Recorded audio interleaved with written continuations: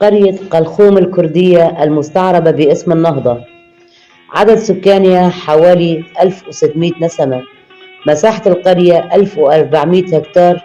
عشائر الموجودة فيها: عشيرة الكيتكان وآل بكلي، وعوائلها عائلة ياسين ومحلي وحسون قرعلي والهنادي، ولهم صلة قرابة مع الشاوة ونعمان وتل جرجة وقع الكلبين وتل الشعير وتل عيشة. تتبع محافظة حلب منطقة الباب ناحية الراعي.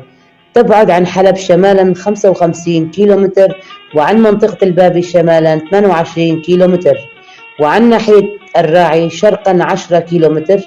تحدها من جهة الغرب قرية أسرية، ومن الشرق قرية زلف، ومن الشمال قرية سكلزري، ومن الجنوب قرية صندي.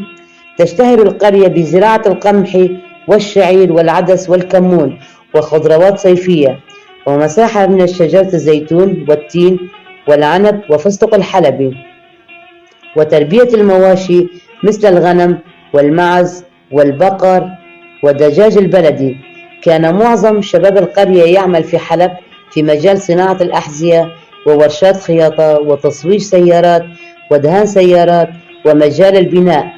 القرية قديمة، يوجد معالم أثرية على أطراف القرية وكهوف تعود إلى عهد البيزنطة والرومان، وتلقى قطع نقدية بيزنطية أثناء الجرف الترابي مثل كل القرى.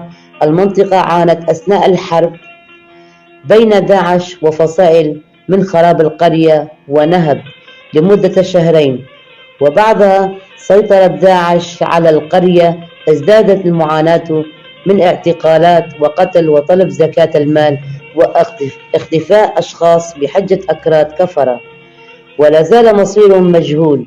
وبعد عامين أثناء المعارك بين داعش وفصائل المدعومة من دول الاحتلال التركي، هاجر الشعب إلى مناطق آمنة. وبعد احتلال القرية وهروب داعش وعودة الشعب نسبة 70% و30% رحلوا إلى مناطق الجزيرة وكردستان العراق وأوروبا بحثا عن العمل. والآن يقوم مرتزقة سلطان مراد المدعوم لتركيا بالضغط على الشعب. الهدف منه تفريغ القرية من سكانها الأصليين وأسكان شعب من كافة مناطق سوريا والاستيلاء على بيوتهم وأملاكهم.